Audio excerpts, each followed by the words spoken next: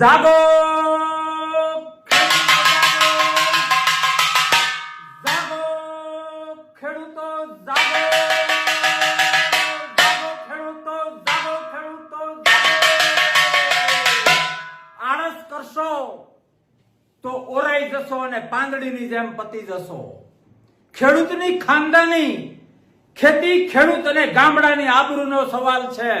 22 કલાક રહ્યા છે. 22 કલાક હજારો ટ્રેક્ટરો પોતાના ખેતર અને ખોડેથી નીકળી ગયા છે.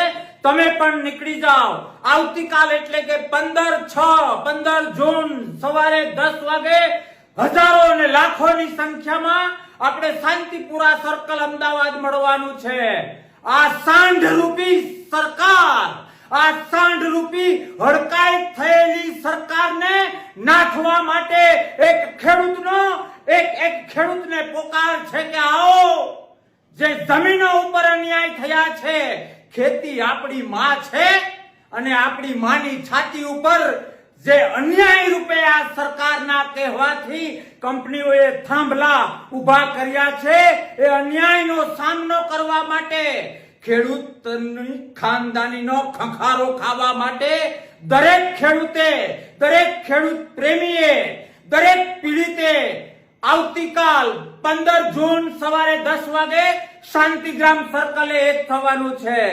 અમને વિશ્વાસ છે મારા એક ખેડૂત ઉપર કે તમારું મન તો છે ત્યાં આવવાનું, પણ માત્ર મનથી નહીં થાય. તમારા ખોડિયાને ત્યાં હાજર રાખવું એ ખેડૂતની આવતીકાલની આબરૂ માટે ખૂબ ખૂબ ખૂબ જરૂરી છે. અલગ અલગ જગ્યાએથી હજારો લોકો નીકળ્યા છે, હજારો ટ્રેક્ટર નીકળ્યા છે. તમે પણ તમારા મિત્ર વર્તુળ અને ગામને લઈને પધારો. આપણા હક માટે, આપણી માં, આપણી ખેતી ઉપર થયેલા અન્યાય માટે, પીડિતોની પીડા, પીડિતોની વેદનાને સમજવા માટે. લોકશાહીમાં જગતનો તાત ખેડૂત એ ગઈકાલે પણ બાપ હતો, આજે પણ બાપ છે, અને હજારો વર્ષ સુધી ખેડૂતને બાપ તરીકે ઓળખ આપવી હોય તો તમારી હાજરી શાંતિપુરા સર્કલ આવતીકાલ 15 જૂન સવારે 10 વાગે ખૂબ ખૂબ જરૂરી છે.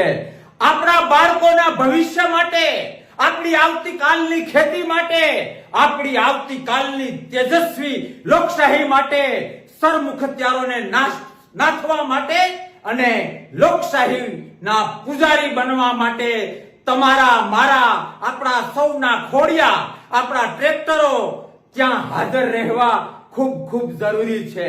આવો સાથે મળીને